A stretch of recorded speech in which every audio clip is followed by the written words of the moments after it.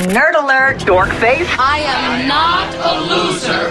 I just have a bad haircut. Kind of a major dork. Oh, nerds. If you're into science, tech, or unique hobbies, you're listening to the right show. On Get Nerdy With It, we interview nerds talking about their passions. This is Get Nerdy With It. Hi, welcome to Get Nerdy With It, episode number 53, recorded on Thursday, June 18th, 2015. I'm your host, Jennifer Ruggiero, and I am thrilled to have a special guest with us tonight, Mr. Neil Perrin from GeekWithGlasses.net. Hey, Neil. Hey, Jen. How are you tonight? I'm great. How about you? Doing good. Doing really good. We're excited to be on the show for sure. I am really happy that you're on the show. We were talking some before the show started, and, for anyone who, I guess they don't know yet, our focus today is going to be mainly the WWDC Apple announcements. So we're going to kind of delve into all that. And so just knowing you and how much you know about all this already and how much you've used it already, I'm really excited to talk with you and dig into it. So. Yeah, it's definitely going to be a good time. It's been, it's not one of those podcasts that come out the day of. So, we both had an opportunity to kind of play around with everything and actually formulate some opinions on it. So I definitely think it'll be an enlightening conversation. I hope so. I think it will too. So before we get into it, I'm curious, what do you do? If you would tell everyone, I know what you do, but just tell the audience what exactly you do. So my hobby, which is geekwithglasses.net, I started a YouTube channel back in 2009, and it actually spun off. Originally, I was doing live tech support via Twitter years ago, back in 2007, 2008. And then I started doing it was Justin TV for a while, and then I started using Ustream. And there's about, I don't know, half a dozen or so videos that I had done on there, and then I just decided to actually just kind of switch formats a little bit and just do, kind of your typical technology blogging, unboxings, reviews, opinions, that type of stuff. And it's a hobby of mine. It's something that I enjoy doing. I'm a tech person at heart. I have a 9-to-5. I have a family. That keeps me pretty busy. I don't unfortunately get to devote as much energy and money into my podcast or my YouTube channel. I have a buddy who argues that it's not a podcast, and I argue it doesn't matter. It's media. It's online. I'm sharing information, but I don't get to dump as much effort as I want to into it, just because of 9-to-5 and 4 kids. Oh my gosh! Wow. So yeah. Yeah, so it's something that I do just out of fun. It's something I go down to my basement where I kind of put together myself a little studio and make some videos when I have time. And unfortunately, most of the stuff that I do videos on are things that I have either purchased myself for my own use. I've had occasional sponsors here and there, but it's mainly just stuff that I go out and buy and stuff that I'm looking forward to using. And I'm doing a little bit new. I'm looking to modify the show a little bit, and so it's just kind of a passion of mine. It just hasn't grown as big as I've wanted it to since 2009. I'm just under 5,000 subscribers on my YouTube channel right now. That's good. Well, maybe now you'll get some more. I hope. Yeah, hopefully we'll get a little bit more. I'm actually looking right now because I was I'm at 4,933 subscribers right now. Yeah. So close. So, but it's fun, and I work in the IT industry 9-to-5, and I have for the past 22 years. So.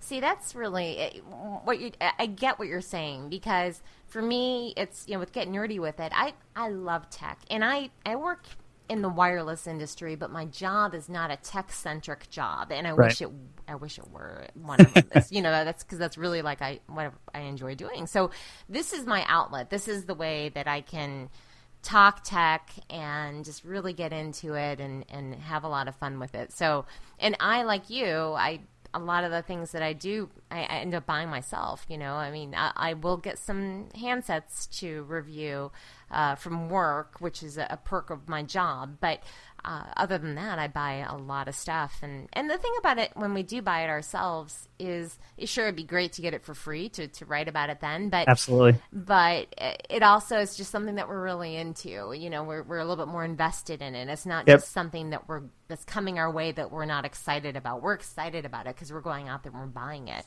Well, yeah, and we do all of our own research before we buy the product. Right. And as it's funny because I get a lot of trolls. So I've got a handful of pretty decent regulars, and then you get the trolls that say, I watch your reviews and everything you review is always positive. And I disagree with that. I'm always honest, and I always find something wrong with it. And I've returned, there's been products where I said, yeah, I got this. Here's my unboxing and I'm going to do a review of it in 2 weeks. Well, guess what? 2 days later, I returned it. Yeah. And I've had people, hey, where's the review? And I've wrote in my YouTube comments saying, unfortunately, I returned it. This is why I didn't like it. That it wasn't worth the money, that type of thing. But, our reviews are they're not necessarily skewed, but we do all of our own research on the product before we buy it because it's something we want for ourselves. So, it's every now and then that you get one of those lemons where you end up taking the product back and stuff. So, but I try and be as honest and cut, there's a guy out there, the everyday reviewer and a couple of other guys that I really like. And that's kind of me. It's just like, I try and do reviews from not necessarily a super ultra tech geek perspective, but hey, if you want a Bluetooth headset, what's a good Bluetooth headset to go buy, or what's a good Bluetooth speaker to go buy, and why did I buy this one? So it's a lot of fun. Yeah, it is fun, and I think people appreciate that, just that honest approach, because you're just like everyone else out there that just wants to go out there and buy a product, and you do your research ahead of time. So, and that's appreciated, I would hope. But yep. I have a hard time giving a negative review. And if there's something that I really don't like, and I'll contact the person or contact the company and let them know, or and then I'll end up having a good customer service experience. Is what comes from that. Yep, so, exactly. But it's hard I just don't like to put negative things out there, and it's not that I'm lying. I'm not lying, and I'll never I just have a hard time with that. Especially, I find it difficult, especially when a vendor actually sends you a product and they want you to review it. I just recently, I posted a video on a flash unit that a budget flash company saw a review that I did on my Canon flash, and they sent me this budget flash. And you know what? It's a great budget flash for the price. It's a sub $100 flash that competes with $600 flashes. Wow. But the plain and simple fact is, it is constructed very cheap. It's very, very inexpensive plastic. And I had to say that in the video, but I felt really bad because they sent me the flash and said, hey, it's yours. Take a look at it, do a review of it, play with it, post a video for us. And I said, okay, sure, And I felt bad that they sent me a product to keep, to do a review and to keep, add it to my, my arsenal. But, and like I said, it does a great job of illuminating and flash, and it's a powerful flash. It's got a lot of remote features, but the construction of the product is just not good. Oh, wow. Very, very cheap. Yeah. And they probably, I guess that's what if it's comparable to a $600 flash and, it's only $100, then I guess that's kind of what you can expect. They have to cut corners somewhere. And that's exactly what I said in the video. I was like, look, you're getting all the features of a $600 Canon flash. They have to cut corners somewhere to make it a $99 flash, and it's in the construction. So, I definitely brought light to that. So yeah, good. That was nice of them, though. So hopefully they appreciated the review. I mean, yeah, absolutely. Yeah. So let's talk about WWDC and some of what's coming. I guess one of the first things we can talk about is iOS 9. Yep. Now, iOS 9, for people that don't know, that's Apple's newest OS for the iOS devices such as the iPhone and the iPad. And they discussed this and introduced it on June 8th last week. And one of the biggest focuses and features of this is its intelligence and proactivity. So it's supposed to learn user habits and act upon that information and open up apps before we need them and make recommendations on things that we might like and guide us throughout our lives to make certain that we need this information or provide information when we need it at the right time. Yep. And so I installed iOS 9 on my device, and I think you have too. I did not on my primary daily carry, but I definitely installed it on an iPhone 5. Yeah. And I did put it on my primary one, but that's the way I roll. So I'm like, I'm going to go and use this constantly. And there's a few glitches here and there, but it's beta. So, and I haven't really seen too much of this intelligence and proactivity yet. Really? Okay, cool. I was wondering, I was looking forward to asking you that because First of all, everything that you just described, I was sitting here thinking and I was going to chime in, but I wanted you to finish your point. But it sounds a lot like Google Now, doesn't it? That sounds like Google Now, but it's not happening like Google Now. Right, exactly. But it sounds okay. So do you have an Android phone also, or? I did for work. I actually left that employer a few months ago, so I handed that one back, and I was actually happy because I'm not a huge Android fan. Okay, and I do enjoy Android a lot, and I am a fan of it. So I'm used I have used the Nexus 6, and I'm using the LG G4 right now. But Google Now is one of my favorite features of Android, and it pops up with information when you need it. It tells you how long it's going to take to get from point A to B, or when you need to leave for an appointment. And I do see that kind of stuff now popping up on my iPhone with if I have an appointment, it will tell me you should leave in 10 minutes or something similar like that. But as far as this intelligence and proactivity, I don't see that much of it yet. But then again, it is the Beta 1. Beta 1, exactly. Yep. Yes. Yeah. Well, so what I'm curious too is, and I had a conversation with a buddy of mine about this right after WWDC, and he brought up a few really valid points. If you're an Android user and you're also a Gmail consumer, which, I would venture to say a vast majority of us techies are Gmail consumers, you get a lot of Android mines your Gmail products, right? So all of your Google products, whether it's Google Docs or your actual Gmail, and so it's mining all of that information. And he brought up, because I was asking him, I said, okay, well, toss me out a few Google or the Google Now features that you really, really enjoy and love, and let me find out whether or not iOS is supposed to do that. And he was like, same thing, like, oh, you got a meeting in 30 minutes, traffic's really bad, so you need to leave right now, that type of thing. Or I know that you're going to take the subway. He lives in New York. I know you're going to take the subway, the 7 train from Queens into Manhattan, so you need to go to this station, blah, blah, blah, blah, blah.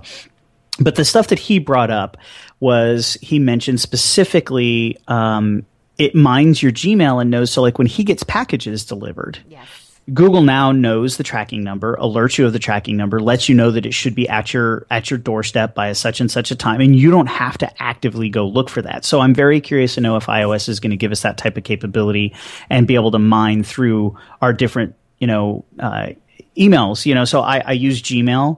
And I use my iCloud, or it's actually a .me account, but I use my iCloud account as well. So do I have to use my iCloud as my primary email for it to eventually mine that information and give me the same type of Google Now proactivity? Or, I'm like you. I want to see some of the intelligence. And again, it's beta 1 and I'm not using it on my daily carry. So it'll be interesting to see in the next few months before we get to public beta, which is coming out in about a month from now, how more intelligent it grows. And supposedly it's all an extension of Siri, right? So let's see how smart Siri gets. Exactly. And you're right, though. That's the one concern that I do have, because I am very much in a Google ecosystem.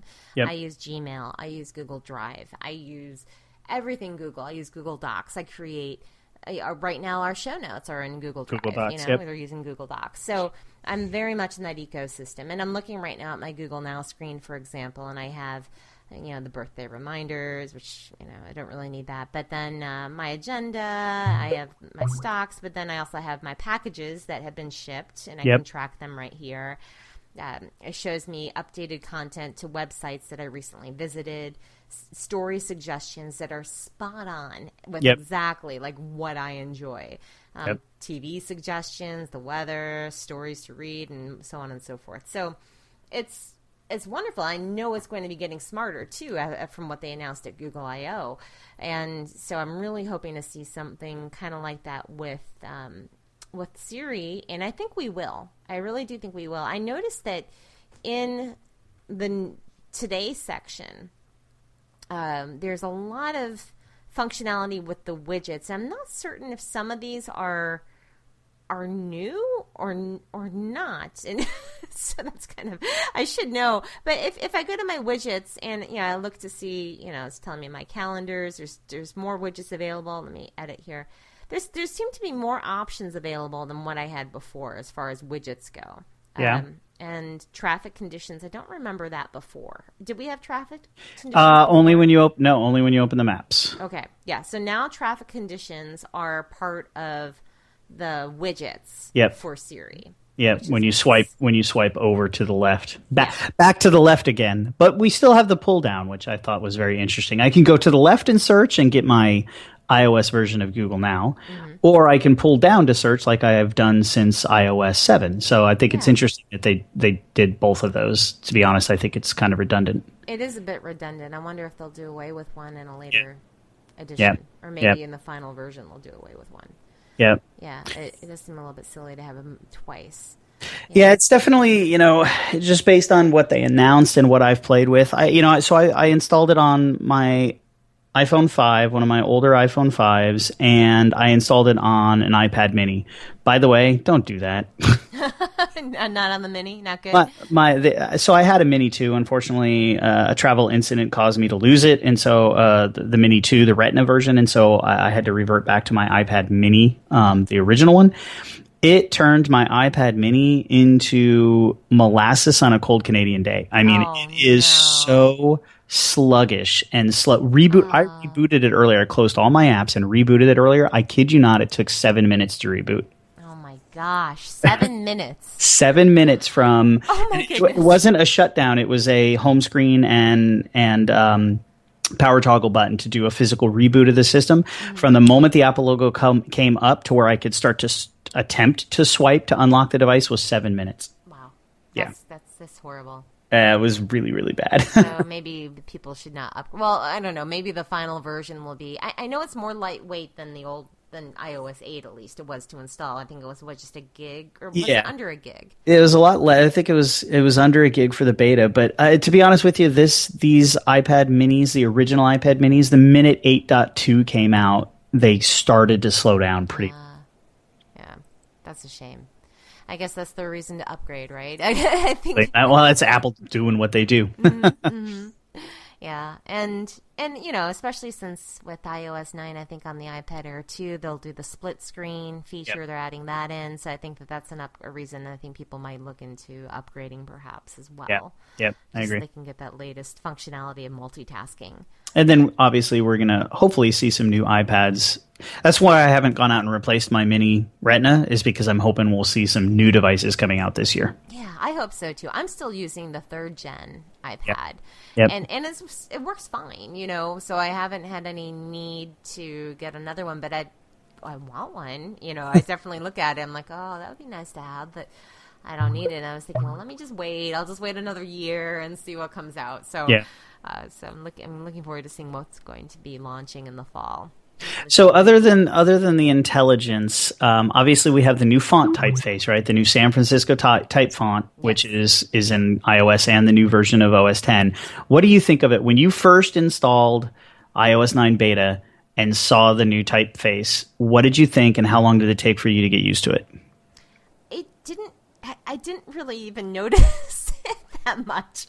Honestly, really? Yeah. I mean, I think it looks nice. I think it's clean.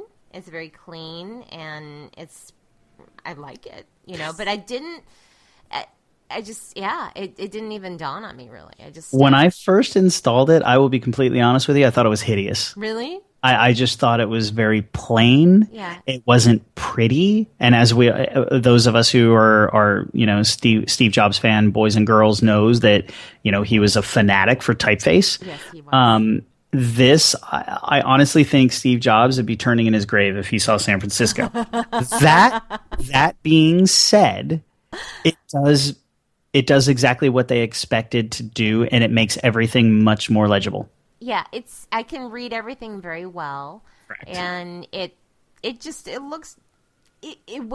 doesn't stand out. It's just there. It's there. It's just there. So that's why I didn't even notice it. I just was, okay. Yes. Yeah, it probably took me about an hour or so of using the device, and then going back to my iPhone 6, which is my daily carry, and looking at it and going, you know what? It's very subtle changes to the actual typeface, but I'm comparing right now. I'm looking, and I've got my 5 restored from an image that I did of my 6. So it's exactly the same icons, same locations and everything. And it's just it's a little bit cleaner, a little bit easier to read. Even on the smaller iPhone 5 display, it's nice and easy to read. But playing around with some of the other features, what do you think of the new Task Manager when you double tap to control and close your apps?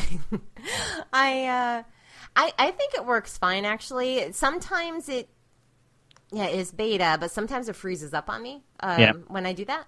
But it's easy to go ahead and swipe it away, and it's been pretty quick to navigate. I think it looks pretty when I'm doing it, when I'm playing around with it. Right. But I do get a lot of frozen screens every now and then. Have you been seeing that at all? I haven't had the frozen screens. I'm a bit so. I like that. I don't know if you noticed. I don't know if you have if you have an iOS 8 device nearby, but you can swipe the apps to close them much, much faster with iOS 9. Like you can swipe, right? Mm-hmm. With the older version, it was kind of swipe. But as fast as you can swipe in the new one, it'll close the apps. I still really wish they would give us a little red X to close all apps in the lower left-hand corner. That would be nice. I would love to see a close all. I would love and also a clear all for the notifications. Yep. Sorry, I have to throw that in there. Yeah, I agree. But I will say I'm frustrated that they took away the icons on the bottom, because that's how I would pick the apps as opposed to swiping the full screen app. I liked having the icon below the little tab screen. I don't care about the faces that we used to have in 8, where it was like your favorites or your recent contacts. That didn't bother me that they got rid of that. But bring back the icons, because that's how I actually recognized what it was that I was at. And now, instead of those icons, what we see is that little... So let's say, for example, if we open up Facebook, for example, and then we're going to something else within Facebook, like Messenger.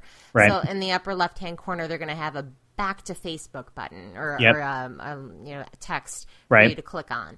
And that's nice that it gives you an option to go back to that. But I, too, would like to double tap and be able to, have those icons the way that they were before and just see everything that's there. They were just like, I'm sitting here just right now doing it with both of the phones, iOS 9, iOS 8. And the minute I double tap my iOS 8, I don't even look at the thumbnails. I'm looking at the app icons at the bottom of the screen, because I know what the app icon looks like for the app that I want to go to. So I swipe through, I find the app, and I hit it. Yeah, and that's easier, I think. Yeah. But maybe it's what we get used to. Well, we're kind of forced to. Yeah, we are. Exactly. There's not really an option, so you have to change the way you access it. But you're right. It does swipe away faster when I'm swiping them away. There's not as much lag as the other one. And there was always that extra movement that you used to do before. It was kind of like a down and up. Yeah, down and up. exactly. You don't have to do the down and up anymore. It's just flick, which is nice, because you can almost say they gave us a close all, because as fast as you can swipe is as fast as they'll close. But I still want to close all. I want to close all. Yep. I want to close all. I don't know why there isn't a close all. Yep, I know. So I went to Apple phone, and I had a Windows CE device before I went to Apple. I had an old Nokia. I had like an HTC, flip up with the full keyboard. But I had to close all on my old Windows CE phone. Yeah. And so we're going way back here. Yeah. Now, so speaking about close all, and when we were talking about doing a close all for the notifications, that would be nice if they had that. I just see, the X's where I can clear out everything from today and yesterday. Was that the way it was in iOS 8? I forget. It was. Well, let me see. Hang on. Let me swipe down notifications. I don't have any on that. Well, it's because I don't have it even set up. Was it that way where you can do by day? No, it wasn't by day. It was by app. Yeah, it was by app. Okay, so the day thing makes it so that you can clear all very quickly. Right. Cool. You just hit the little X button, and then it clears it all for that day. The only ones that I can't seem to ever clear out are the yesterdays. The yesterdays are stuck for some reason. Really? Yeah. Well, beta. Yeah, it's beta. Yeah, exactly. Yeah. So I mean, iOS 9. The one other big thing that I think, obviously, which when you really think about it, they're talking about the intelligence and the predictive and the Google Now type capabilities. Obviously, that'll be primarily a convenience thing, right? It'll make kind of what they talked about when they were up on stage. They were talking about how they want the iPhone to just kind of be an extension of your life. Yes. And it'll definitely bring it a lot closer. But I think one of the biggest real features that they added is the transit info in Apple Maps. And Obviously, once again, Google's been giving us transit info for quite some time, and Apple's given it to us now. But I do think they kind of appled it up, if you will. And I did a video on this actually, and we'll link to it in the show notes, actually. Awesome. Yeah, cool. So I did a little 7-minute video kind of showing just specifically what they did with Apple Transit or Transit in Maps. And I think it's pretty cool, but they went in and they did surveys underground for all your railroad stations. So in the video, I used New York as an example. They didn't, unfortunately, I live in the DC area, about 50 miles south of DC. Mm-hmm. And they don't have the DC subway in there yet. They have San Francisco and New York. So I went to New York because San Francisco is boring. You went to New York just to test this? No. I used it in the map. although I'm looking forward to my next trip to New York to try it all out. But, so the underground stations are very, very large. Penn Station, Times Square, they're all really big, Grand Central.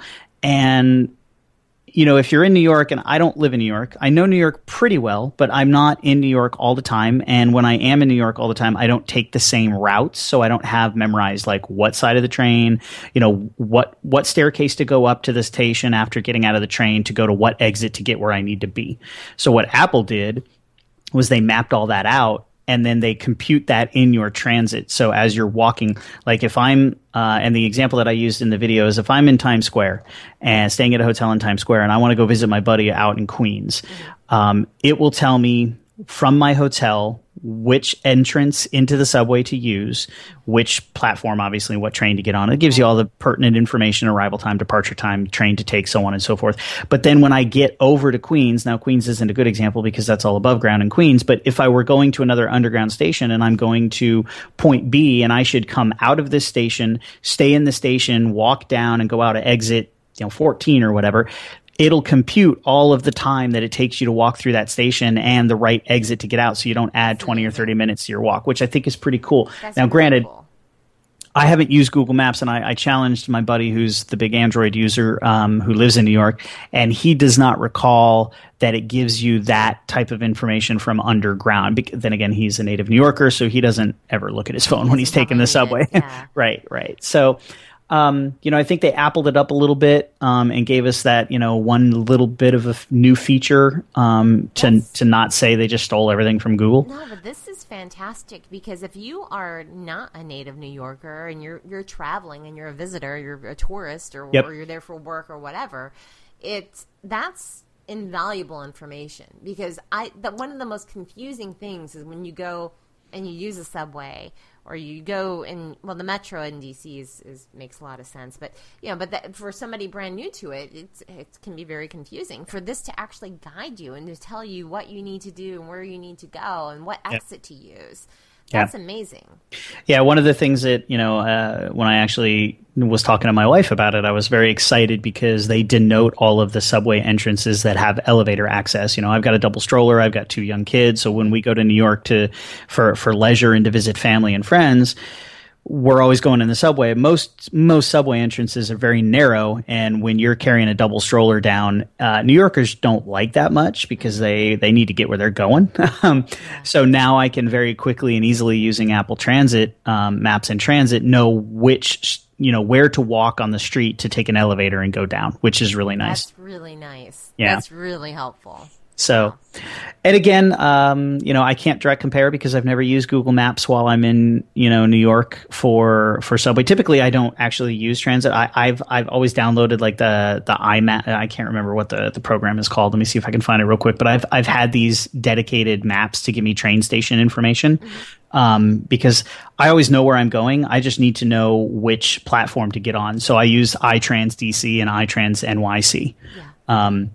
But it's nice to have them built in. I'm actually going to delete those 2 now that I have iOS 9 because I don't need those apps anymore. You don't need it. Yeah. So that was something I was in, and I'm curious to see where they're going to put all this information in. So if they'll put this in for Canada too. So I was in Canada recently, and because it's in a different language, French, and I speak, je parle un peu de français, but not that much.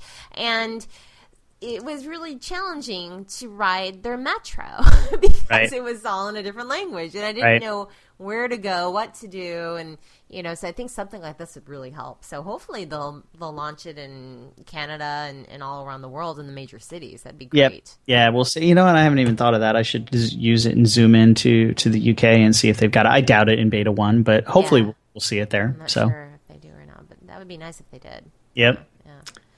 So, and then another part of iOS 9 that they launched, and I haven't tried this yet, but it's, like I said before, the split screen multitasking for the iPad Air 2, and then they also have a 2-finger swipe gesture to select and cut and paste. It sounds kind of like what we use on a trackpad. That's what I'm doing right now on my trackpad, Yep. So, I've played with it, and so unfortunately, I don't get any of the cool stuff on my old iPad Mini, the original Mini. I don't get picture in picture. I don't get the split view. That's all dependent on the iPad Air 2, which kind of frustrates me because the iPad Air is not that unpowerful, and neither is the iPad Mini 2 or the iPad Mini 3. But the gesturing is there. It's kind of cool. I will say this: there is definitely a learning curve to it. It's so finite, the movements that you make with the 2 fingers to kind of move the cursor around and do a select, do a copy, do a paste. But I don't see myself using it on a Mini. If I had an Air, I would definitely see myself potentially using it. And if, the supposed rumored iPad Pro ever comes out, or the larger iPad Pro, which kind of would be, the Microsoft Surface competitor, I could definitely see myself using it. It's not one of those features that I'm going to use ever, really, to be honest with you. It's just like predictive typing. I turn that stuff off. Yeah, it drives me nuts. Trouble. Yeah. Yeah, exactly. So, no, I definitely would give it a shot if I had a device that would do this. And like I said, since I do use the 2 fingers on my trackpad all the time, I think that for me it'd be a natural extension to just kind of start to use those features on there. And then also what they announced was wireless CarPlay support. And so I would love to have a car that supports CarPlay. I do not have one right now. Right. Did I accidentally just call somebody? No. Okay. I thought I called somebody on my iPhone by accident. But that's something that would be fun to play with eventually one day when we get a vehicle that supports CarPlay. Yeah, I'm excited. I know that there's been formal announcements at and granted, I can just throw these names out there just because I'm a Volkswagen guy, but I know both Volkswagen and Audi are going to be supporting it on all 2016 models. Nice. But the cool part is they're actually going to have a new stereo system. It's called the MIB2, and again, I'm probably geeking out too much on Volkswagen. It's totally different show.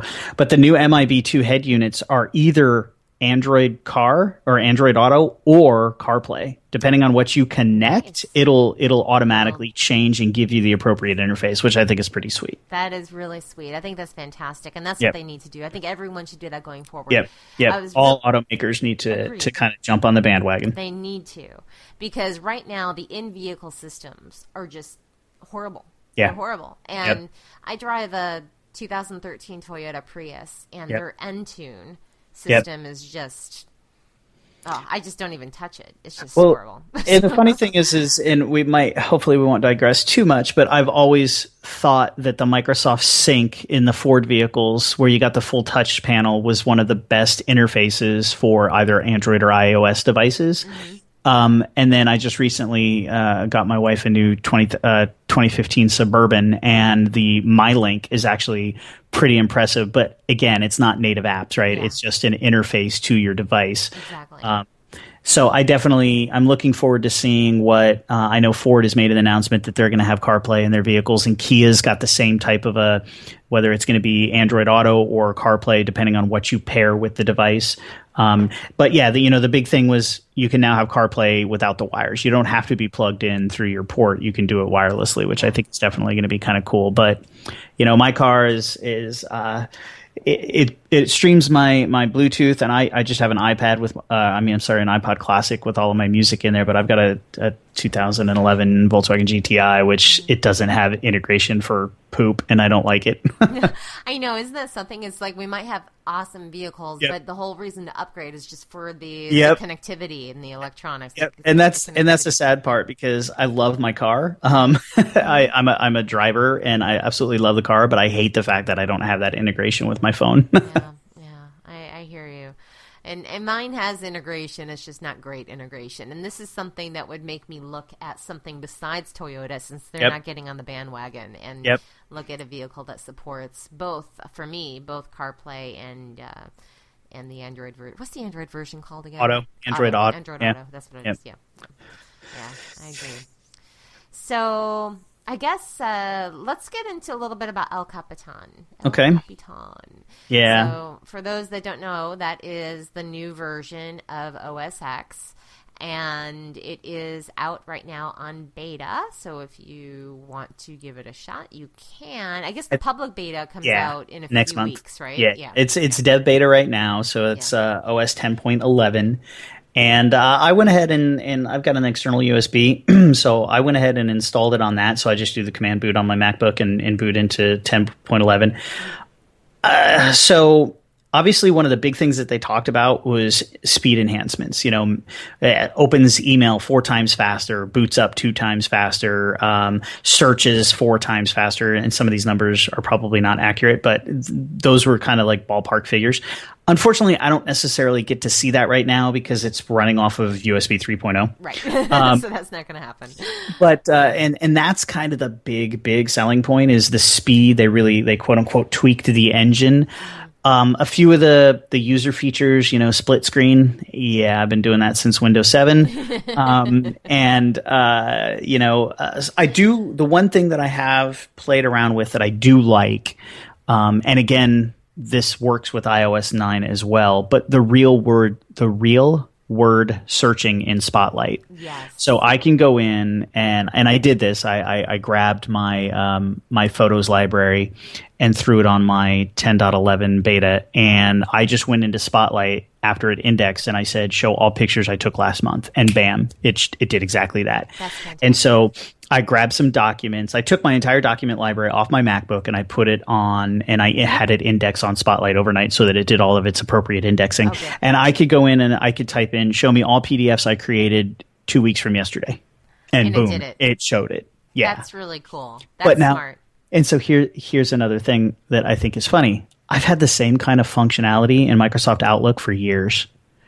I've been able to go into Microsoft Outlook and said, schedule a meeting 3 hours from 2 weeks from today, and it would do it.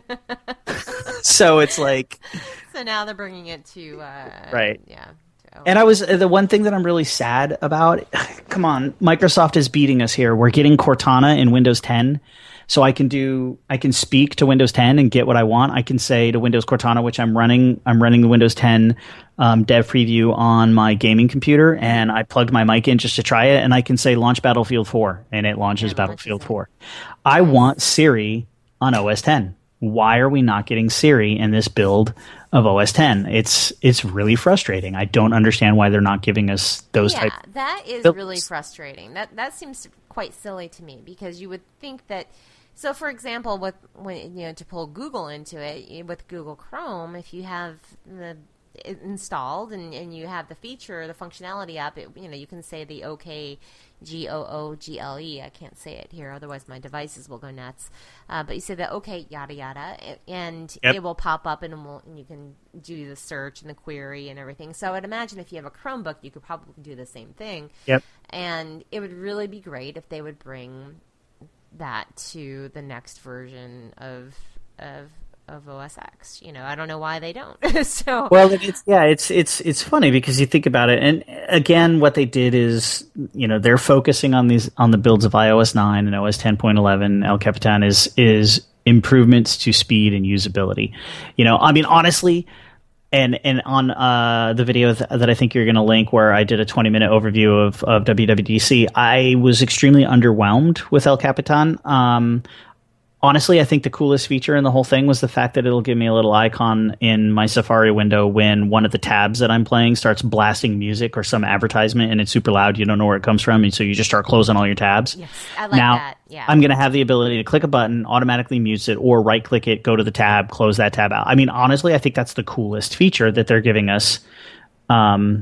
In El Capitan, they kind of underwhelmed me with the update, and honestly, that's one of the reasons why I haven't made a video about it yet. Like, I've got it up and running, and I would love to put a video on YouTube, but I'm trying to find compelling reasons to make a video about it. Yeah, it wasn't all that exciting. I do like the search, though. I do like the fact that the spotlight is better than what it was before. I like the fact that you can search for tell me the weather in Alaska, and it will show you the weather forecast and pop that up. Yep.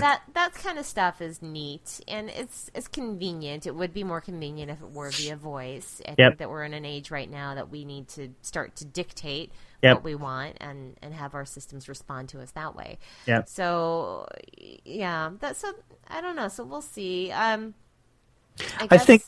Go ahead. I was just going to say, then the overall search, the fact, like you said, from searching the emails, like emails from last month from Fred, right, or something like that. I think what they're doing, to be honest with you, being that, I use Macs in my personal life and I use PCs in my professional life, although I do use Macs in my professional life as well, just not as much. What I think they're doing is they're really trying to make OS X and Apple computers more professional. Because think about it, if you, and we were talking before the show, and like you said, you had a Windows system that you use for work, but if you had, and you have those features on your Windows system now, so what they're trying to do is they're trying to make OS X more attractive for professionals. And I would love to, trust me, I wish I could do my job with my Mac, as I'm, as much as I like what Windows 8.1 has done and what Windows 10 is bringing us, I still prefer OS X. Yes, I do too. So, having those features, like, if you've got, you got your corporate email and, you're getting 200 emails a day, and you'd be able to just quickly search by saying, hey, Siri, or just typing the real word search, and it's showing, the indexing and the capability of all the native OS X apps is very, very functional. Mm-hmm. One thing that I would like to also see, and I think probably in maybe the next version or the version after that perhaps, but and this also comes down to hardware too, but I would love to see them start selling Macs that are touchscreen and that do integrate with touch. And because so many times we're so used to touching our phones, and so you touch your screen and you try to get to the next page. Like I keep on doing that. I don't do it every day, really? But I do it every now and then, where I touch the screen thinking, and without thinking, it's just like a natural thing to expect this screen to react. And maybe that's also from using a touch screen on the Windows machine too, Right. So that could be that also. But I'd like to see that coming eventually. Yeah, I'm not sure how I feel about that, to be honest with you. I've never been so I've had touchscreen work laptops, and I like touchscreen for tablets and phones. I don't like it on the computer, to be honest with you. It's just something that I've never become used to. It's like, I've got a keyboard, I've got a mouse. That's how I want to navigate. I don't want to reach up, and plus I'm a little OCD and a little bit anal. I don't want to stick the smudges all over my laptop. I mean, I'm smudgy, I'm already insanely crazy when my phone gets smudges on it, or if my iPad, like if I'm on business travel and I'm sitting in my hotel room and I'm using my iPad, like the last thing I do before I go to bed is I swipe and clean the screen off from the last hour's usage, Yes. But and I mean, that's just me personally, but I don't like the concept of touching the screen on a laptop. It's just something that I don't personally like. So I'm fine with the tablets, and I think Surface Pro would be the closest thing because you can pop that keyboard off and it's a tablet, or you put it on and you got your keyboard to do some actual work. But I don't want to see touchscreen apples. That's just me. No. I would, or even eventually, I think it will be, where you can motion in the air and you'll be able to do it that way. Yep. And there's already devices for that. You can buy them at Best Buy. Cool. And one thing that I was just thinking when you said smudges, that's the next thing. We have our Gorilla Glass. We have all these different types of glasses, right? That and then one of them was not Gorilla Glass. It was another version. I forget what it's called, but smudgeless glass. That needs to come out. I do not think it exists, to be honest with you. I mean, there has to be a way, some type of coding to prevent smudges. I mean, that would just be... Yeah, it would be amazing. I could imagine cost would be through the roof because some massive, horrendous chemical treatment to the glass. But see, and so that's the thing too, is do you ever think Apple would ever go down that route? One of the biggest selling factors is how they're CFC free and they're the greenest laptops in existence and it's all recyclable material. And you start spraying all these massive chemicals on the screen so you don't get fingerprints. Yeah, I don't know. But yeah, I agree with you. Because I'm like that, I'm one of those guys. I'm so anal about my computers, my keyboards that I use, like in the wintertime. And, I live on the East Coast and you do too. And in the winter, it gets very dry and our skin gets very cracked and we use lotion on our hands. But you know what? I put lotion on my hands. First thing I do is I wipe my fingers off because I don't want that lotion on my computers. You don't want it on the computer. So yeah, well, yeah, it's not. You don't want to get all grimy and gross, especially a Mac. Exactly. They're like pieces of art, So yeah. I think we digressed a little bit from El Capitan. We did. Yeah. So I guess they also I know Mail was enhanced a little bit on there as well. I haven't. Again, I haven't installed it yet, but I did hear about some enhancements with I guess with when you compose a message. And the new editing feature where I've played a little bit with that, which is kind of cool. I like being able to hit, Command Tab and open multiple tabs within the email screen and compose 4 or 5 different emails within one window. It's kind of nice. That's good. I have not played with the whole drag it to the bottom of the screen to do something else thing. But yeah, they're just giving us some of those like functionality enhancements and nothing huge, but right. I want a new UI. I'm sick of Aqua. I want something new. I want something new and pretty and aesthetic. And I don't know. I did my first episode of a segment that I started calling The Way I See It on Geek with Glasses, which was a while ago. I talked about the Steve Jobs effect and how long it would take for the Steve Jobs effect to wear off. In other words, how many years did we have of Steve Jobs influenced devices before, after he passed away, before it was going to be a jobless world, if you will. And I feel like we're getting there. I think we're getting there now. I said 3 to 5 years, and it's been, 4 years now? And I think we're at that point. Mm-hmm. And, there's a lot of the analysts and there's a lot of the people out there that are bagging on Apple right now saying, look, they're no longer innovators, they're copiers. And, I listened to or watched a YouTube video about a week or so ago where they said, look, Apple is the most wealthy brand in the world. And even if they don't innovate anything, all they do is improve on existing technologies that people are using, they're still going to be the most profitable company in the world. But at the same time, we all come to expect innovation and new stuff from Apple. And a lot of it, as we all know, came from Steve Jobs. And I'm waiting for somebody to step up and start doing something to that effect. And, I do not want the apples of, Steve Jobs being forced out of Apple. He came back in and he put out the iMac and kind of changed the face again. And it's just like, now that he's gone and he can't come back, it's like, who's going to take over the reins and innovate? Yeah. Mm-hmm. Yeah, exactly. Who's going to push the envelope even further and just, go for every little detail and make certain that things work and they're not going to screw up. And, yeah. And that was the thing, about Steve Jobs, and I guess we're digressing again, but that's about Steve Jobs is he wasn't about just making money and resting on his laurels. He was constantly trying to innovate, and nothing against Tim Cook or Johnny Ive or any of these guys that are running Apple nowadays, but they could just be content to just continue to put millions of dollars in their bank account every year, Mm-hmm. Yeah. Yeah. And then also what if they start cutting corners? You just, like for example, and the latest iPhone, right? I'm using the iPhone 6 Plus. Yep. And I was running the stock, iOS 8, the regular iOS 8 with the latest updates. So nothing beta at the time.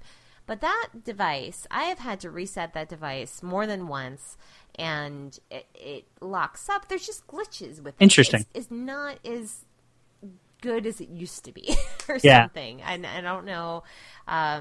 Yeah, I don't. Have you not encountered that at all with any of yours? Well, so I use the 6, and I'm not. And I know it's a family-friendly show, but I'm not an app whore. I only have 63 apps on my phone, I don't even think I have that many anymore because I just cleaned a bunch out.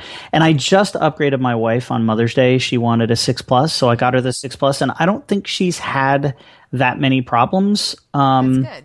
However, I will tell you this: I found out something that I did not know existed when I had an issue where I needed the display replaced on my 6 because something was like moving in front of my FaceTime camera and like blocking the lens. And he plugged it in and he did some type of diagnostics with the little the iPod devices that all the Apple people use, where he actually went in and he said, "Hey, when was the last time you fresh built your iPhone?" I'm like, well, last time I fresh built my iPhone was like iOS 6. I use iCloud, I back up, and then when I get a new phone, I restore. There's actually so I would recommend that for you, and you might want to cut this out of the show, but I recommend that for you because they came to me and said, you've got X a number of apps that are not performing at an optimal level, and he said most likely it's when you've restored from previous phones to new phones, the apps are not optimized. Yeah.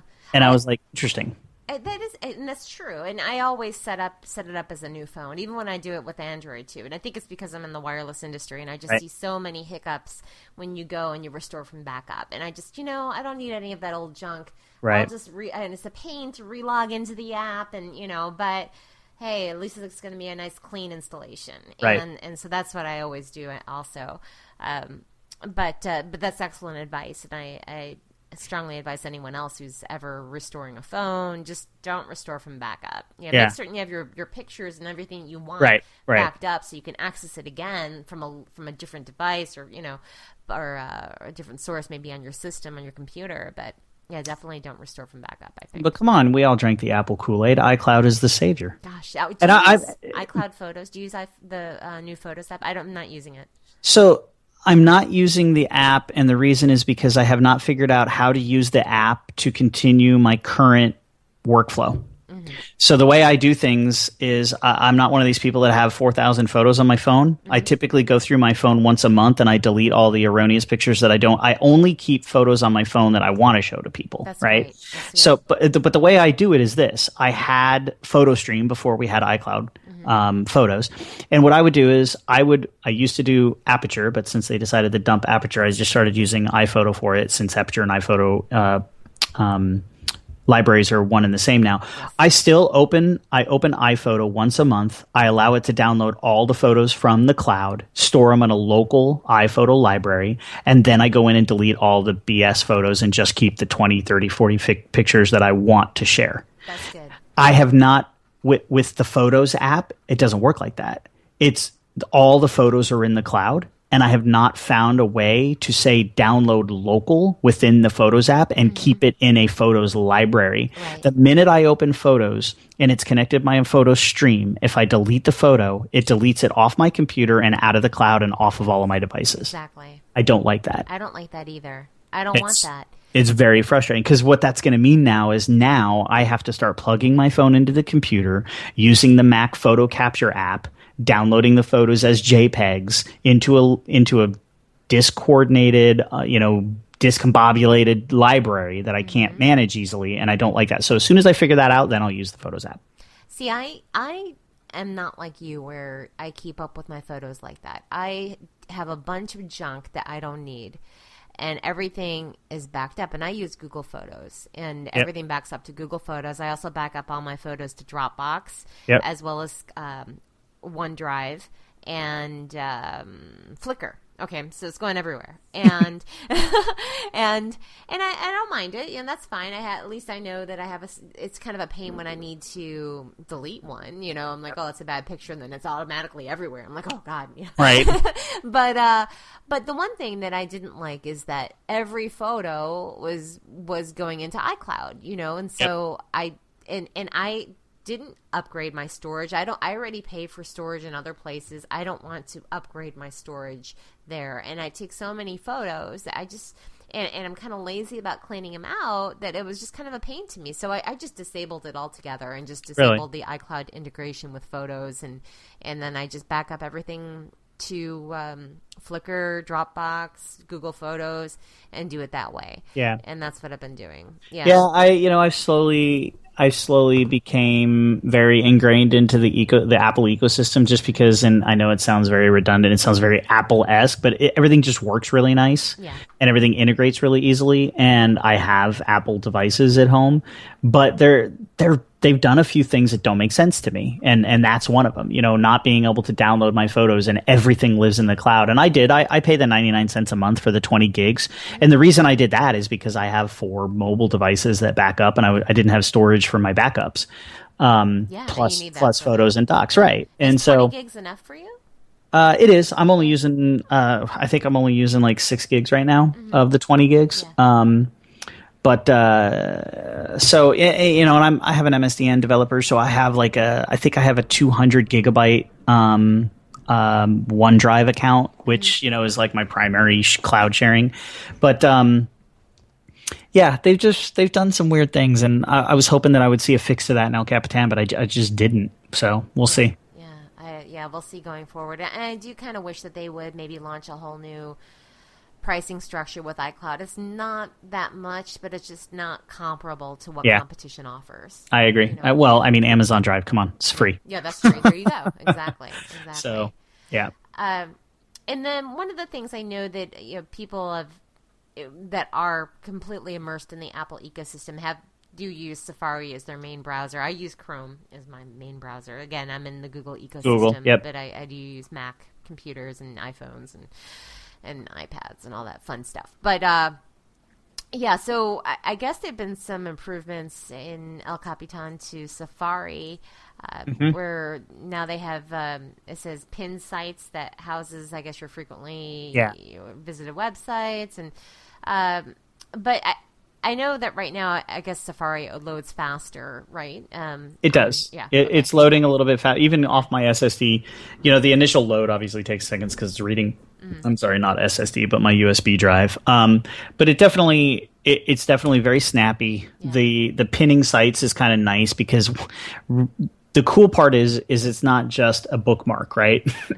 So you could argue that pinning sites to your tab bar is just creating a bookmark in a tab, but it's one step further because it's constantly updating. Yeah. So with a bookmark, you have to select the bookmark, go, and then it has to refresh the page. Well, this is constantly refreshing in the background, which begs to argue, well, how is Safari faster if you've got 6 pin sites that are constantly being updated? Yeah, one would wonder. Yeah. So once we get to public beta, I will probably throw it on my Mac and on my main hard drive as opposed to an alternative and daily drive it and see. Obviously, Apple's not going to lie to us, right? They're not going to tell us that it's going to be faster performance and it not be, right? So we'll see. I think it's got to be. We'll see. Hopefully it is. We'll see. Yeah. So I guess. Is there anything else you'd like to touch on El Capitan before we go on to the next? There's really not much. Yeah. I mean, it was so basic of an upgrade. I know. It's not that huge. I know. There is a new Find My Friends widget that will be available on El Capitan, which will be nice because that's the one thing that I don't like is not being able to find my friends. I have to be on my phone to use Find My Friends. And I think that's nice that we'll be able to access that on El Capitan. So do you use Messages app on OS X right now? I do. So if you're sharing your friend's info and you have a message chat to the person, if you click the details button, it'll locate them. Oh, no kidding. Let me look at this here. I will try this with my father, who we are sharing each other's. Well, I'll be darned, it sure does. Yeah, there you go. Just taught me that. I had no idea. That's great. Look at that. Awesome. Yeah, it's not like an app that you just open and it shows you everybody. But if you've got a message open to that person and you share a location, it'll give it to you right there. Yeah, that is great. Well, cool. That's good to know. Yeah. Yeah, I like that. All right, well, let's go on just for the sake of time. I know we have a little bit more that we can talk about El Capitan, but we'll go further to how about WatchOS 2? Now, do you have an Apple Watch, or are you planning on getting one? As soon as the budget allows, and let me caveat that, as soon as the budget allows, because of OS 2. Exactly. Yeah. So OS 1 was not, to me, OS 1 was Pebble version 1. It was Apple's version of Pebble 1, and it was cool. And I love all of the tech reviewers that I watch on YouTube. They all kind of had the same attitude as me. Is like, it's cool to have, but it's not going to make your life any better. Now that they're opening things up a lot more and allowing some native apps and giving you, some open source programming languages, and some of the new features that OS 2 are offering definitely intrigue me to want an Apple Watch more. Again, albeit the cheapest one that they have available, because I think they're way overpriced. They're way overpriced. I agree. But I'm definitely intrigued with OS 2, and just the amount of function that they gave us in OS 2, which, as we know, it's Apple, right? It should have been OS 1, but they just rushed it out the door, and then 6 weeks later give us OS 2. OS 2, yeah. Right? I'm looking forward to seeing what OS 3 will bring out. So yeah, I'm curious too, and I guess with OS 2, it's it looks, I don't have the Apple Watch at all, and I like you. And what happened was I was watching WWDC. I'm like, oh, OS 2, let me place an order. So I went to the Apple Store online and I ordered the Apple Watch. I canceled it yesterday. Really? I just because I still hear a lot of people just kind of complaining about it, but I thought, well, maybe with OS 2, then I thought, well, I'll just kind of wait for it to come out and then see what people think after OS 2 is out, WatchOS 2, and then make my decision of whether or not, because it's whether or not to buy it. And I do want it, but I'm just going to, because of the fact that, we do buy so many gadgets and, like you said, budget, and I was just kind of thinking, do I really need to spend money on this now? Yep. I just... When they first announced it, I was amped up for it because, I wear a Fitbit.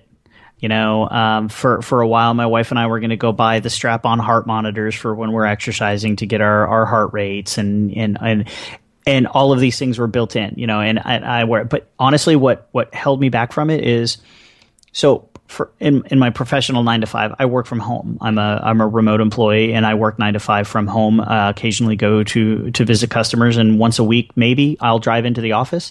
The only time I ever put a watch on is when I go out of the house, and I wear my Fitbit to track my motion and my monitor, to monitor my steps and all that kind of stuff. But I'm not going to wear my watch sitting at home. Right. And so that immediately takes away the use case for me to have an Apple Watch. I love it. I had a Pebble, and it was actually a friend who loaned it to me, and I had a Pebble. And whenever I went on business travel, I used the Pebble. It was great. You just look at my watch. If I'm standing there and talking to people, or if I'm attending a conference, I can see really quickly who's calling, who's buzzing me, whatever the case may be is. But I'm also, again, I'm one of these really anal people. Like, I have a really nice watch. My wife bought me a nice Father's Day gift a few years ago, got me a nice expensive watch. But the minute I use a computer, I take it off. Why? Because I don't want to scratch my laptop or the watch.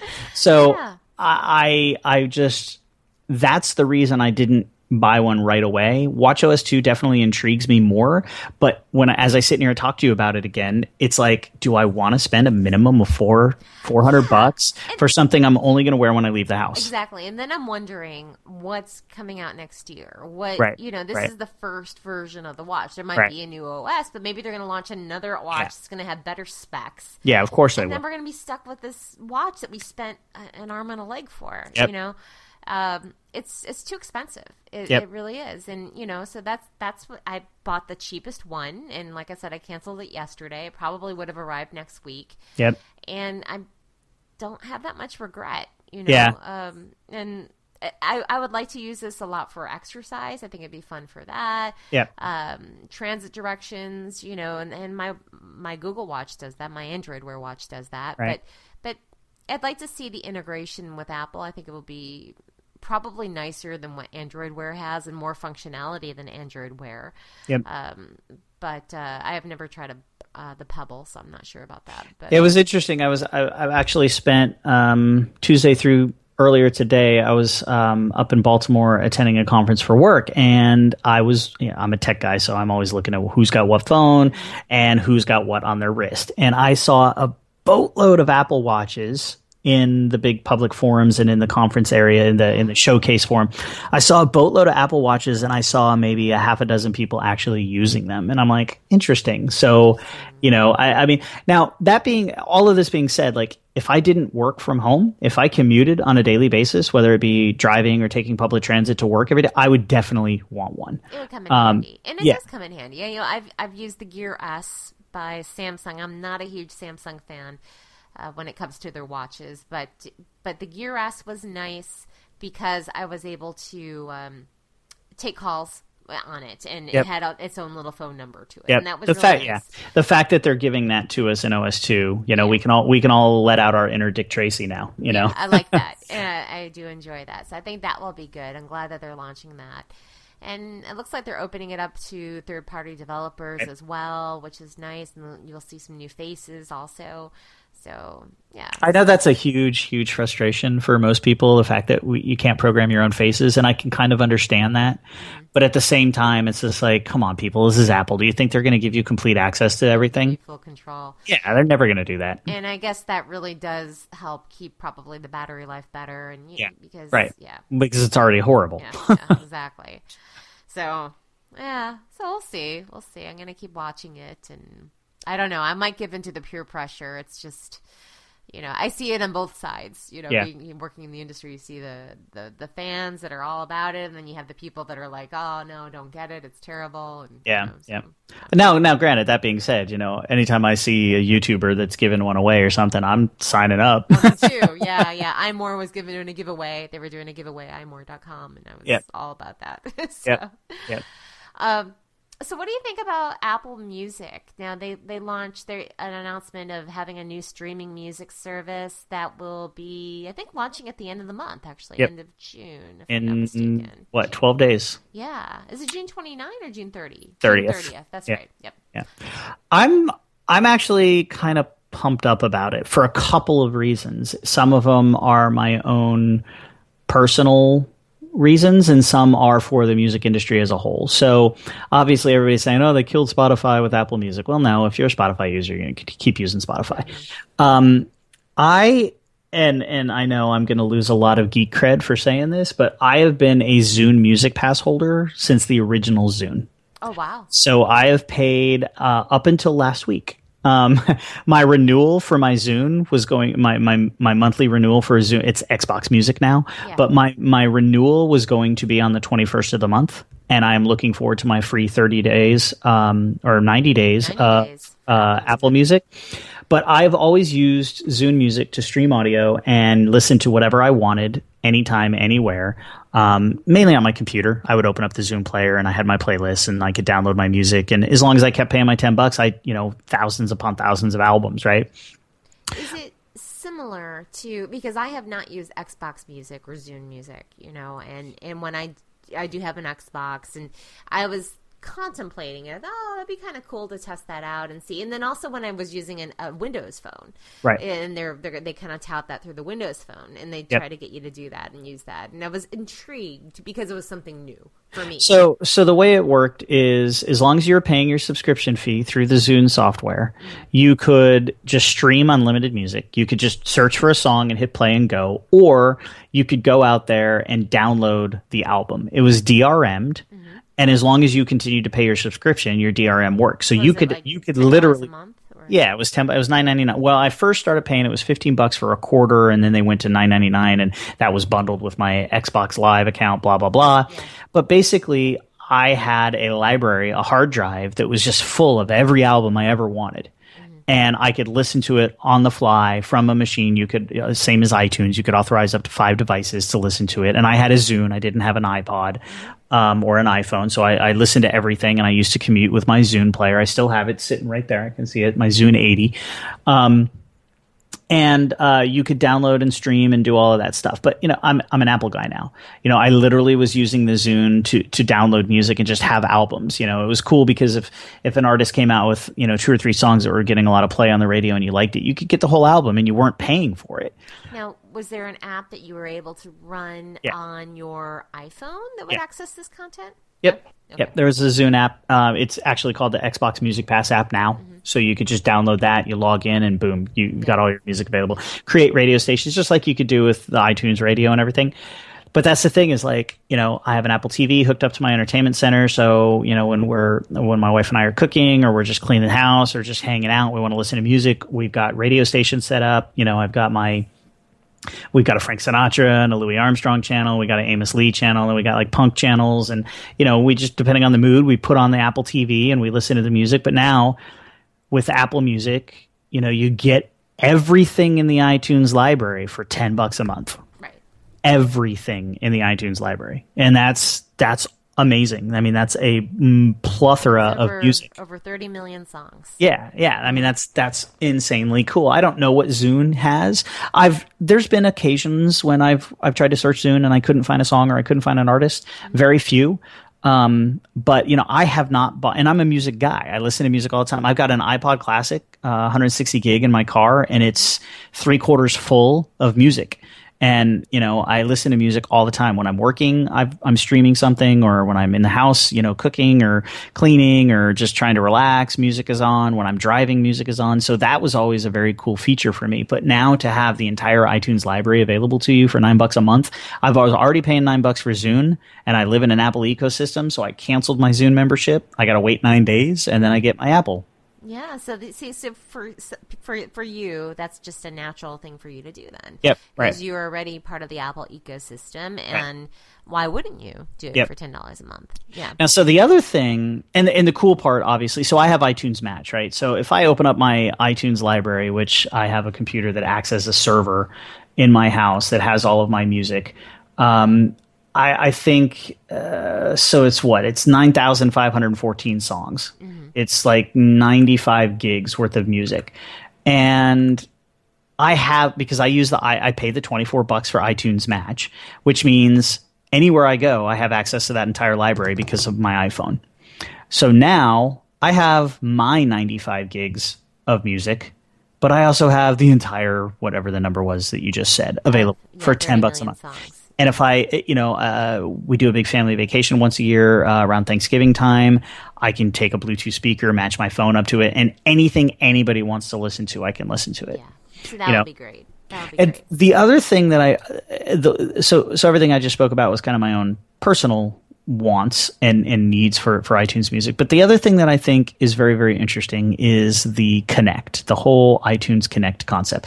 They briefly talked about it during WWDC, and they talked about artists being able to reach out, all of their information. You follow you follow your favorite artists. So Amos Lee is one of my favorite vocalists out there right now. I just think he's got an amazing voice. And so you follow Amos Lee on Twitter, you follow him on Instagram, you go to his website, you listen to his music. If you still have a MySpace page, you go to his MySpace page and watch their music there. Connect allows all of that in one spot, and it gives the artists the ability to share new content or lyrics or snippets of a new song. Cool. All right. I know who Amos Lee is. Not a lot of people know who Amos Lee is. So let's use let's say Adam Levine, right? Okay. So if Adam Levine puts some music out, you can listen to it. Everybody knows who Adam Levine, and of course Drake, who they brought out at WWDC. But what I want to know about is the next Justin Bieber. And I say that because we all know Justin Bieber, he's this phenomenon, but he got his start making YouTube videos playing drums. Mm-hmm. I want to see the next Justin Bieber, and I don't mean the next Justin Bieber. I mean the next big artist who's built from social media. I want to see that phenomenal artist out there who is making music with GarageBand, or he's got an electric drum kit, or he just plays a guitar. There's this Filipino or Korean, I can't remember, this artist who plays finger picking guitar. I've been watching him for 5 years. He was like 8 years old when he started. This kid was phenomenal, and YouTube built him. I want to see that become prominent. We've got things like Kickstarter. People can go and start a Kickstarter and get people to fund them to do a photography job or build an app or build something. I want to see some type of a forum for young artists. My wife is an artist. She loves to sing. She likes to play the piano. My two younger kids are very much into music. I would love them to have a forum to be able to go create an account, unsigned, great idea, and have that forum, because like they mentioned, if you remember back in the day when they released the iOS 8, and they had U2 up there, and everybody got force-fed the new U2 album. I can't remember what the numbers are. 80 million people immediately got a YouTube album. Yes. Not YouTube, a YouTube album. YouTube, right. I want to be able to see, little Susie Smith who plays the piano and sings beautifully, be able to reach out to 80 million people and have 80 million people, maybe 5% of those people know who she is just because they use, the music app on iTunes. Apple Music, yeah. I think So- that'd be fantastic if they could open it up and allow unknown artists, to have their shot, maybe go. a spotlight or, Yep.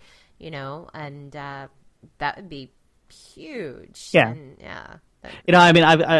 My cousin lives up in New York City, and he is a drummer in a band. And how does he get his name out there? He goes out and he plays gigs once a month. I mean, he's a graphic designer, and he's got a 9-to-5 and a great paying job, but he's a musician. He loves music. He plays the drums in his band, and they're like a punk ska band.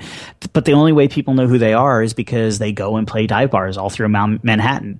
Well, guess what? These guys take a webcam, point it at themselves, video themselves, and put it on YouTube.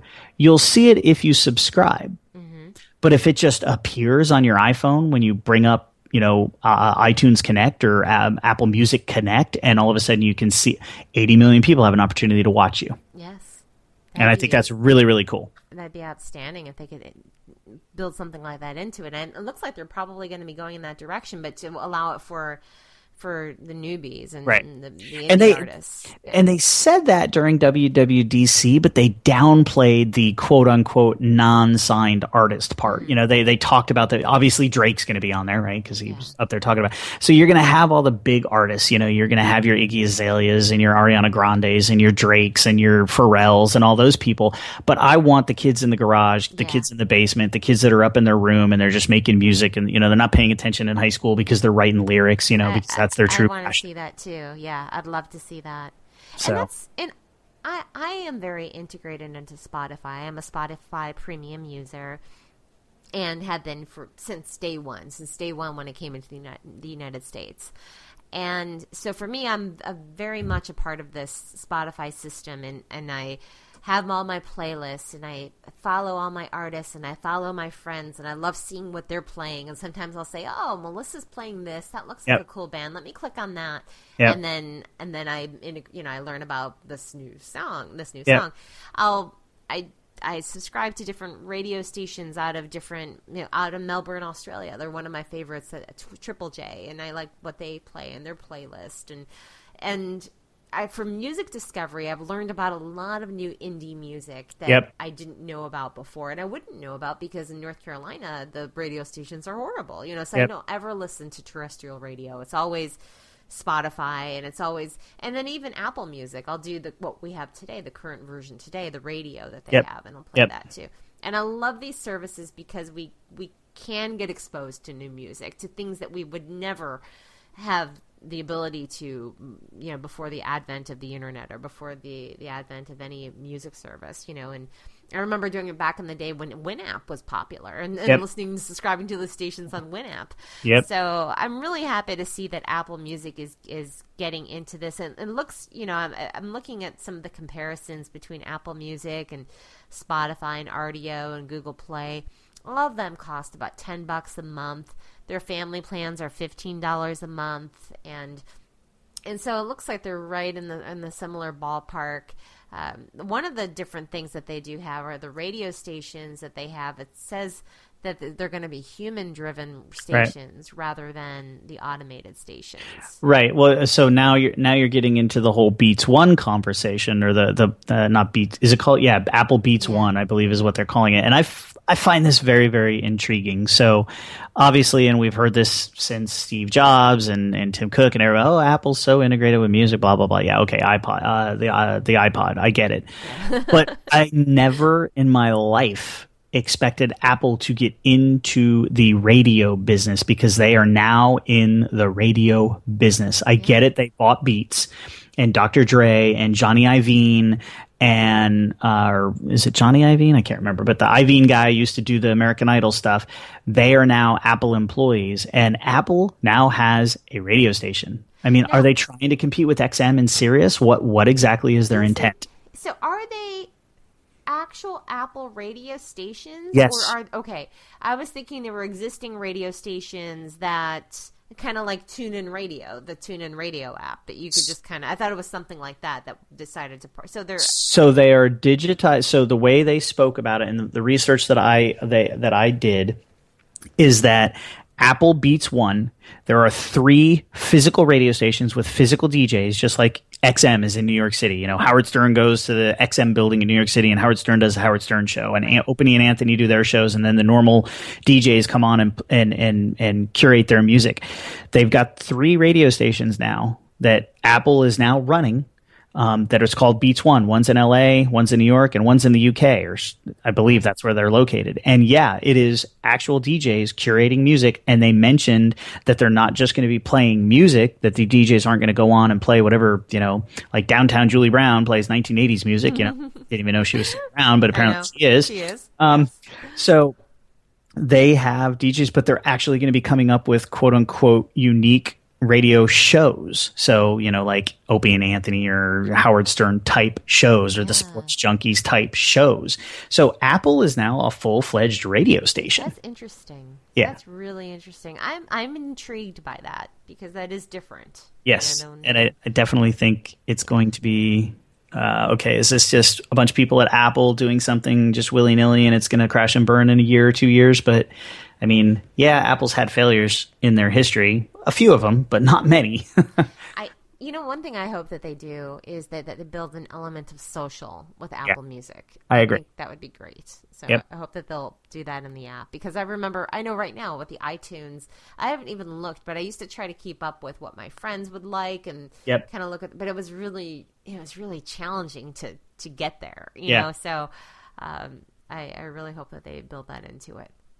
I think that's what Connect is all about. So we'll see. As soon as we've only got 12 more days till it starts. I'm looking forward to 8.4 dropping and starting to play around with it because, it's no big deal. I mean, if it's not what I expect it to be, I can very quickly go back, pay my $9 to Zune, and have everything that I want. Good. Yeah. So exactly. So we'll see. So I'll definitely do the trial as well, and I think it will take a lot to get me because I am so integrated already and into the Spotify system with all my playlists and all that. So it will take a lot to get me to make the switch, but I will give it a fair shot for 90 days and see what I think. Well, so you already just gave me a business idea. I'm going to go out there and I'm going to program a web page and an API that'll port all your Spotify playlists over to iTunes. That would be nice. That's a good idea. That's a great idea. I would buy that app. I would buy that. So now I'd like to talk about our pick or tip of the week. This is the time that we will talk about something that we find cool and want to share with you guys. So would you like to go first or shall I? Yeah, sure. I'm going to be quick because I've just been so busy with work. I literally found my pick of the week about an hour before we started the show, and it was a random, lucky find. So I like to check out the iTunes store every 2 weeks or so, and I look at the categories, and I look at the top selling, top free, top grossing, blah, blah, blah. Mm-hmm. I came across an app called Layout by Instagram. All right, so I used to use Pick Stitch, and I used to use Frame-Matic, and I used to use all these apps when I wanted to put 2 or 3 photos together. In fact, I did one just last night when I was having dinner in Baltimore. I used Frame-Matic to put 2 items of my dinner together. I'm a food guy. Everybody who follows my personal account knows that I'm a food guy. I came across this app, Layout by Instagram. It's exactly those things, but so much more capability. I can open the Layout app. It immediately connects to my photo library. Mm-hmm. I can pick 1, 2, 3, 4, 5, 6 pictures to share, pick the format, but the best part about it, I can drag and drop the borders. Oh, that's so nice. And I specifically had this exact problem last night. I went to dinner at this really great ramen restaurant, and I had some pork buns and I had a bowl of ramen. The pork buns I shot in portrait, and the bowl of ramen I shot in landscape. Mm-hmm. And so I had to cut half of the pork buns off because I needed to use a landscaped frame. If I had this app, I could have dragged it, and it was great. So, that's my pick of the week. I just literally came across it today. It might have been around for a little while, but for those of you who are Instagrammers and like to throw 3 or 4 pictures together to do a little collage, Layout by Instagram is the way to go because you can size your collage and put the photos exactly where you want them. You can mirror them, flip them. It's really great. I like it. That's really great. And, since it is by Instagram, it's not a third-party developer either then. Exactly. It's just, so Yep. it's got to be legit. So that's really smart. That's awesome. I like it. It's pretty sweet. That's cool. I'm going to get it. And it is free. Yes, it is. So that's great. Well, mine has been around for a while. Have you played with Dark Sky app before? I think I lost you. Oh, can you hear me? Hello? I'm still here. Now you're back. Am I back? Oh. Okay. You dropped audio I there. dropped out there. Interesting. Yep. That's interesting. Okay. So it's at 129. All right. So have you heard of Dark Sky app? Have you used that yet? Not until I looked at your notes. Okay. This is a great little find. It's one of my favorite apps, and I actually ended up buying it for my parents and putting it on their phone too because they were pretty impressed when I was showing it to them. So Dark Sky is just a weather app, right? And what it will do is it predicts when it's going to rain or snow down to the minute at your exact location and lets you know. So yeah, it's outstanding. So, for example, I'm looking at my app right now, and it tells me that within the next hour, there's no precipitation, but there might be some in the area. And it will tell me how many miles away the nearest precipitation is, and just all this great information. But the thing that I love is that I have it set up that it will alert me at any time for the next hour, within the next hour, if there's going to be any type of rain that will be coming. And it will tell me like 10 minutes before there's rain coming, and just it'll pop up as an alert on my phone and tell me when the rain is coming. And sure enough, I know that, okay, I better not walk my dog now because Dark Sky says it's going to rain. And right. But it's nice that it pushes that information to your phone. So no, I think that's actually really cool. I hadn't heard of it. I clicked on the link in the show notes. The thing that I'm very impressed by, I love the aesthetic of the UI. Oh, yeah, yeah. I think it's a really, really pretty app. It looks really pretty. And they just recently actually updated it because I'm looking at it now and it looks completely different than what it did. Oh, really? Nice. Yeah, honest to God, it looks different than the last time I opened it. So I'm not sure when. Let me see when they updated it. It might be that I've just been relying upon the. June 17th. There we go. So they just updated it yesterday. Yeah, nice. Yeah. Definitely different. It's definitely showing more information than what I had before. But, in the screenshot, for example, it shows light rain starting in 18 minutes. And, you just see when it's going to happen. And that's very cool. Yeah, I love it. Definitely like that. Perfect for kids with families. Know whether or not you need to take the galoshes and the umbrella out. Mm-hmm. Yeah, definitely good for kids. Exactly. Especially this time of the year, being on the East Coast, we get these afternoon thunderstorms that roll in, and they literally just all of a sudden show up. Just randomly, I know. It's even though, and it did give me an alert when we were on the phone because we just had a thunderstorm here just as we were doing the show. So, yeah. But this costs $3.99. It is available in the App Store, and it is for both iPhone and iPad. Sweet. Yeah. Very cool. Well, thank you so much, Neil, for joining me tonight. This has been a lot of fun. I would love to have you back on some other time and just talk tech. Yeah, absolutely. More than happy to. A little long-winded tonight, but there was a lot to talk about. And we kind of went down a few little tangents, but that's all good. It's all in the name of tech. Exactly. Yeah, it's all good. So can you tell people where they can find you online? And I will also link to you in the show notes as well. Sure, no problem. So the main blog, and please, if you go out and take a look at my blog, folks, don't criticize me too bad. I don't have enough time to make it look good, but it's geekwithglasses.net. You can find me on Twitter, which is twitter.com/geekwithglasses. I'm also on Google+, and I'm not even going to give you the URL because it's one of those big old long Google+ URLs. You can find me on YouTube as well. If you search for Geek with Glasses, there's only two. One has got a GWD logo, and another one is some gal who posts personal blogs every now and then.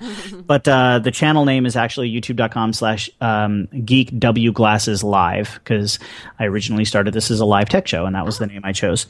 So those are all where you can find me at facebook.com/geekwithglasses. I think I said that, but those are all the sites that you can find me on. So always look forward to. I love I love audience interaction. So I'm one of these guys where I don't have a huge audience set just yet, just under 5,000. So I'm actually pretty decent at getting back to people and answering questions. That's great. I was what originally started the whole thing. Is I was doing live Twitter support. I would go in and I would use TweetDeck, and I would have all these different verticals, and I would have hashtags like Apple support or PC support or operating system support, and I just did tweets to answer people's questions. So. Wow. That's kind of what I like helping people from a technology perspective. So ask questions about my videos, and I get back to you as soon as I can. Excellent. Well, that's great to know. And everyone need to subscribe to you so we can get you up to the 5,000 level. I don't know if it will happen with this show, but but never know. I was kind of bogging down. It'd been a while since I made a couple of videos, and I made my 2 Apple-related videos after I did a Windows 10 gaming performance on the beta about a month ago, and then I did WWDC recap, and then an Apple Transit, and I went from 47 to just under 5,000 within a week. So, wow, that's amazing. That's really good. So we'll see. I'm not exactly. I would love to have 10,000 or more, but it's in 2009. I was hoping I would have a bigger subscriber base, but it's my own fault. I don't. 5,000 is good, and yeah, you have a full-time job. Yeah, and a I don't family. have. Yeah, that's my problem. It's just I'm not able to do what the big tech guys are doing, which is putting out a video every day or every other day. I just don't have that kind of money. You don't have that kind of time either. Time and money and everything that goes into it. I know. I know it's tough. Well, thank you. This has been absolutely great. And for everyone out there, you can find us at getnerdywithit.com. All of our links are there. Our Facebook link is on there, but it's facebook.com/getnerdywithit, google.com/getnerdywithit. We're on Twitter, getnerdy_withit. And be sure to subscribe to us on iTunes. We're on Stitcher Radio and iHeartRadio and SoundCloud and Spreaker. And we have some apps too, Android and iOS, so check that out. Thank you for listening to Get Nerdy With It. Join us each week as we interview nerds talking about their passions. Oh, nerds. And be sure to visit us at getnerdywithit.com.